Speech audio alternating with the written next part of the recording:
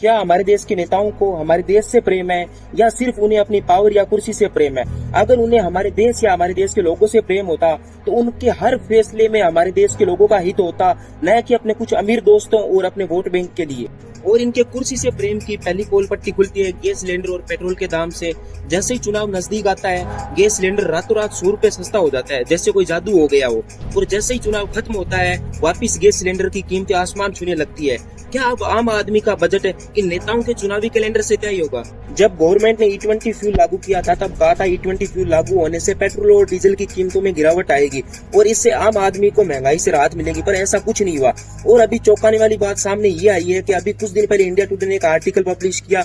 उस आर्टिकल में लिखा था कि 1 लीटर इथेनॉल बनाने में 10,000 लीटर पानी बर्बाद हो रहा है। मतलब हमने पर्यावरण की बलि तो वैसे भी चढ़ा दी है और अब पानी के पीछे और हाथ धोकर पड़े हैं। पानी वैसे भी कुछ राज्यों में खत्म है। अब एक बात याद रखो, पैसे सरकार बचा रही है, आम आदमी की जेब आज भी वैसे ही कट रही है। E20 फ्यूल लागू होने के बाद भी पेट्रोल और डीजल की कीमतों में गिरावट नहीं आई।